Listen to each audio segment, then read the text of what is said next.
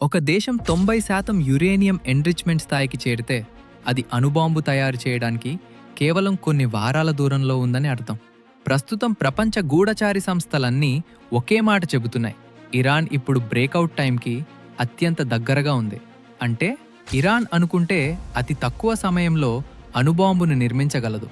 మరి ఇరాన్ నిజంగా అణుబాంబు దిశగా వెళ్తుందా, లేక ఇది పశ్చిమ దేశాలపై ఒత్తిడి పెంచటానికి వాడుతున్న ఒక రాజకీయ అస్త్రమా? అసలు ఇరాన్ అణుచరిత్ర ఏమిటి? ఇజ్రాయెల్ ఎందుకు ఇరాన్ను చూసి భయపడుతోంది? ఈ మహాయుద్ధం గ్లోబల్ ఆయిల్ మార్కెట్ను ఎలా ప్రభావితం చేస్తుంది?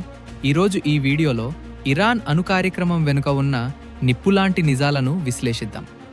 చాలా మందికి తెలియని ఆశ్చర్యకరమైన విషయం ఏమిటంటే, ఇరాన్ అణు కార్యక్రమం మొదలైంది అమెరికా సహాయంతోనే. 1957లో అమెరికా యాటమ్స్ ఫర్ పీస్ అనే ప్రోగ్రాం కింద ఇరాన్కు మొదటి న్యూక్లియర్ రీసెర్చ్ రియాక్టర్ను బహుమతిగా ఇచ్చింది. అప్పట్లో ఇరాన్ను పాలిస్తున్న రాజు షా మొహమ్మద్ రెజా పహ్లవి అమెరికాకు అత్యంత సన్నిహిత మిత్రుడు. అప్పట్లో ఇరాన్ అణుశక్తిని కేవలం విద్యుత్ కోసం, వైద్య రంగం కోసం వాడుతుందని అందరూ భావించారు. అమెరికా శాస్త్రవేత్తలే స్వయంగా ఇరాన్ వచ్చి అక్కడి నిపుణులకు శిక్షణ ఇచ్చారు. కానీ కాలక్రమేణా ఆ మిత్రత్వం శత్రుత్వంగా మారుతుందని అప్పుడు ఎవరూ ఊహించలేదు. 1979లో ఇరాన్లో ఇస్లామిక్ విప్లవం సంభవించింది. అమెరికా మిత్రుడైన షా దేశం విడిచి పారిపోయాడు. ఐతొల్లా ఖుమేనీ అధికారంలోకి వచ్చి ఇరాన్ను ఒక ఇస్లామిక్ రిపబ్లిక్గా ప్రకటించారు. దీంతో అమెరికా ఇరాన్ సంబంధాలు పూర్తిగా తెగిపోయాయి.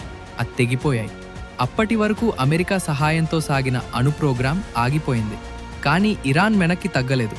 పశ్చిమ దేశాల సహాయం లేకపోయినా స్వతంత్రంగా తన అణు కార్యక్రమాన్ని కొనసాగించాలని నిర్ణయించుకుంది. అప్పటి నుంచే ఇరాన్ రహస్యంగా అణు ఆయుధాలను తయారు చేస్తోందన్న అనుమానాలు ప్రపంచ దేశాల్లో మొదలయ్యాయి. అసలు అణుబాంబు ఎలా తయారవుతుంది? దీనికి కావలసింది యురేనియం ఎన్రిచ్మెంట్.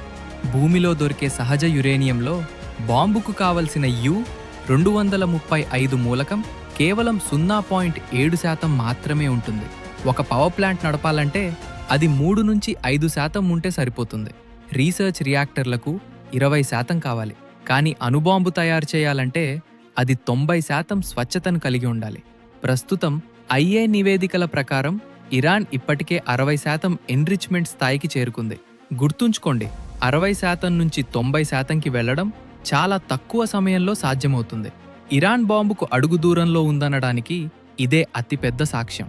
ఇరాన్ తన అణు కార్యక్రమాన్ని 2 ప్రధాన కేంద్రాల్లో నిర్వహిస్తోంది. ఒకటి నటాన్స్, ఇది ఇరాన్ యొక్క ప్రధాన ఎన్రిచ్మెంట్ ఫెసిలిటీ. ఇక రెండవది ఫోర్డో. ఈ ఫోర్డో కేంద్రం ఇజ్రాయెల్ మరియు అమెరికాకు పెద్ద తలనొప్పిగా మారింది. ఎందుకంటే ఇది ఒక కొండ లోపల భూమికి 100 అడుగుల అడుగున నిర్మించబడింది. దీన్ని సాధారణ వైమానిక దాడులతో ధ్వంసం చేయడం దాదాపు అసాధ్యం. ఎంతటి భారీ బాంబులైనా ఈ కేంద్రాన్ని ఏమీ చేయలేవు. అందుకే ఇరాన్ తన అత్యంత విలువైన సెంట్రిఫ్యూజ్లను ఇక్కడ దాచిపెట్టింది. ఈ రహస్యమే ఇజ్రాయెల్ను ఆందోళనకు గురిచేస్తోంది. ఇరాన్ అణుబాంబు తయారు చేయకుండా అడ్డుకోవడానికి 2015లో ఒక చారిత్రాత్మక ఒప్పందం కుదిరింది. దీనినే JCPOA అంటారు. అప్పటి అమెరికా అధ్యక్షుడు ఒబామా నాయకత్వంలో యూరప్, రష్యా, చైనాలు ఇరాన్తో ఒక డీల్ చేసుకున్నాయి. దీని ప్రకారం ఇరాన్ తన యురేనియం ఎన్రిచ్మెంట్ను 3.67%కి తగ్గించాలి. తన దగ్గర ఉన్న సెంట్రిఫ్యూజ్లను పరిమితం చేయాలి.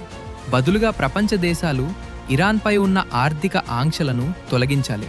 కొన్ని ఏళ్లపాటు ఈ ఒప్పందం వల్ల ఇరాన్ అణువేగం తగ్గింది. ప్రపంచం కాస్త ఊపిరి పీల్చుకుంది. కానీ 2018లో సీన్ మళ్లీ మారిపోయింది. డొనాల్డ్ ట్రంప్ ఈ ఒప్పందాన్ని చరిత్రలోనే అత్యంత చెత్త డీల్ అని అభివర్ణించి అమెరికాను దీని నుంచి బయటికి తీసుకువచ్చారు. ఇరాన్పై మళ్లీ కఠినమైన ఆంక్షలు విధించారు. ముఖ్యంగా ఇరాన్ ఆయిల్ ఎగుమతులపై నిషేధం విధించారు. దీనికి ప్రతిచర్యగా ఇరాన్ కూడా ఒప్పంద నిబంధనలను పక్కన పెట్టింది. మళ్లీ వేగంగా యురేనియం ఎన్రిచ్మెంట్ పెంచడం మొదలుపెట్టింది. అడ్వాన్స్డ్ సెంట్రిఫ్యూజ్లను వాడటం ప్రారంభించింది. ట్రంప్ తీసుకున్న ఆ ఒక్క నిర్ణయం ఇరాన్ను మళ్లీ అణుబాంబు దిశగా నడిపించింది. ఇరాన్ అణుబాంబు తయారు చేస్తే అది తన ఉనికికే ప్రమాదమని ఇజ్రాయెల్ భావిస్తుంది.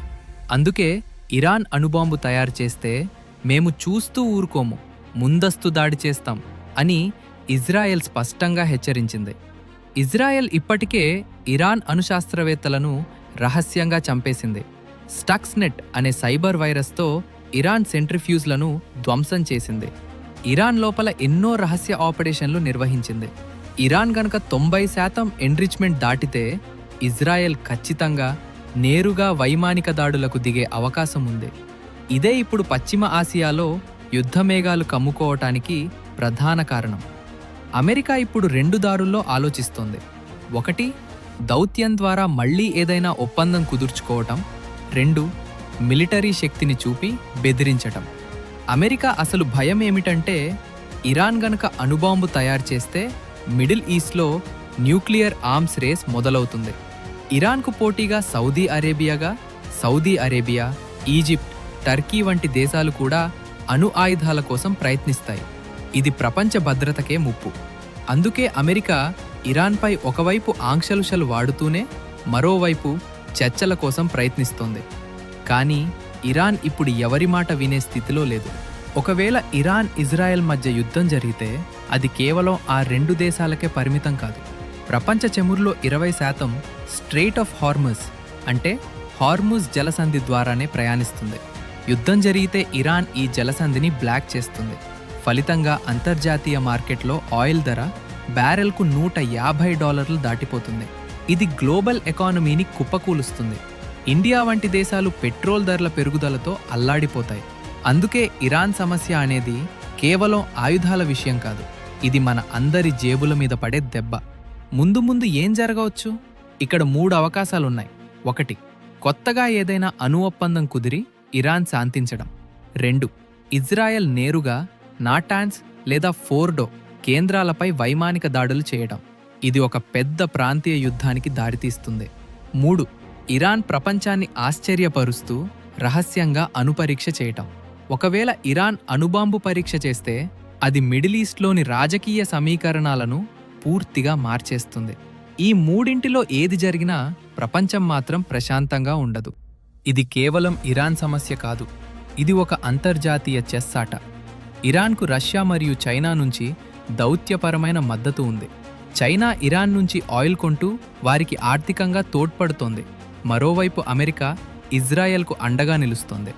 సౌదీ అరేబియా పరిస్థితిని గమనిస్తూ తన వ్యూహాలను మారుస్తోంది.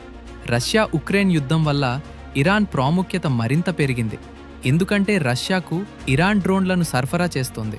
ఇలా అగ్రరాజ్యాలన్నీ ఈ అణు సంక్షోభంలో భాగస్వాములయ్యాయి. ముగింపుగా చెప్పాలంటే ఇరాన్ అణు కార్యక్రమం అనేది 21వ శతాబ్దపు అతిపెద్ద సెక్యూరిటీ ఛాలెంజ్. అణుబాంబు అనేది ఇరాన్కు ఒక ఆత్మరక్షణ కవచం లాంటిదా, లేక అది తన వినాశనానికి దారితీసే అగ్నిపర్వతమా? ఇరాన్ తన అణుశక్తిని కేవలం చర్చల్లో, బేరసారాల కోసం వాడుతుందా, లేక నిజంగానే అగ్రరాజ్యాల సరసన చేరాలని చూస్తుందా అన్నది కాలమే నిర్ణయించాలి.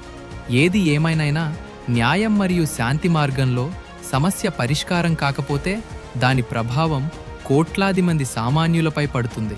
మరి మీ అభిప్రాయం ప్రకారం ఇరాన్ అణుబాంబు తయారు చేయటాన్ని మీరు ఎలా చూస్తారు? కింద కామెంట్ చేయండి. వీడియో నచ్చితే లైక్ చేసి మరిన్ని విశ్లేషణల కోసం సబ్స్క్రైబ్ చేయండి. జై హింద్.